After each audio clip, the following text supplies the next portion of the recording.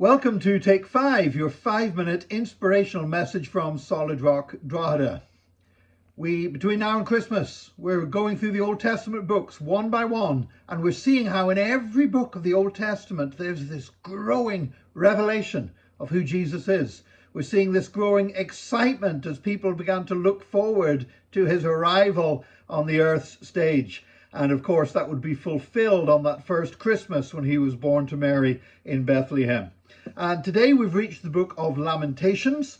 And the book of Lamentations, we were looking yesterday at Jeremiah, and the book of Lamentations was written and also by the same guy, by Jeremiah. And whereas Jeremiah was looking forward to the destruction of Jerusalem, this now is in the midst of it. And in the midst of that destruction, the prophet is weeping and crying over the destruction of the temple and the city of God and everything else that was there. And Jesus, of course, just as Jeremiah was the weeping prophet, Jesus wept. He wept when Lazarus died, but he wept on Palm Sunday. He wept over Jerusalem's destruction, and he said it was because not one stone would be left standing on another, drawing a very real parallel between what was coming in Jerusalem and the destruction that had been visited on it by the Babylonians that Jeremiah lamented in the book of Lamentations.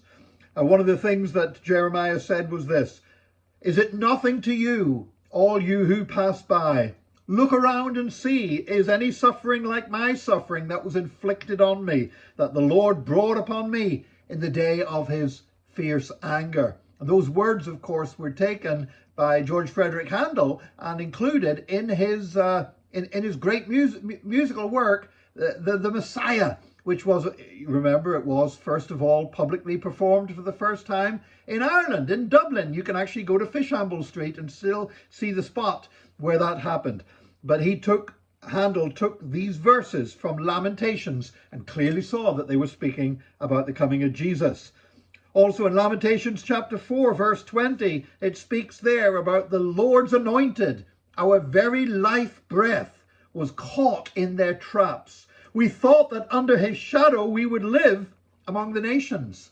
And in a very real way, that is a prophecy about how the disciples felt whenever Jesus was nailed to the cross, when the Lord's anointed, that we thought we were going to live under his shadow, and now he's caught in their traps.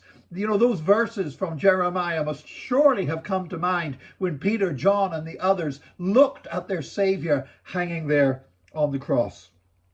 But there's another great verse in Lamentations. In Lamentations chapter 3, verses 22 and 23, it says this, and this is, you may have sung this before, it's been turned into worship choruses. "The steadfast love of the Lord never ceases. His mercies never come to an end. They are new every morning. Great is your faithfulness." Because in the midst of all of the suffering, in the midst of all the destruction, Jeremiah was able to look ahead down through the corridors of time and realize that while his heart was broken, while what was happening to Jerusalem seemed to be the worst thing he could ever have imagined in his life, nevertheless, God was still in control, and God still had a plan. God still had a purpose. And that plan, as Jeremiah himself had said, was indeed a plan for good, not for evil. And that God was going to fulfill that plan through the coming of the Anointed, through the coming of the Messiah, through the coming of the one that Jeremiah prophesied about. And that's why today, because we have that same faith in that same Savior, we have the benefit of not having to look at it from beforehand like Jeremiah did, but we have the benefit of hindsight, reading the history of it. Is we too, when we're faced by trouble, when we're faced by distress, when everything seems to be going wrong round about us, we can still say, the steadfast love of the Lord never ceases.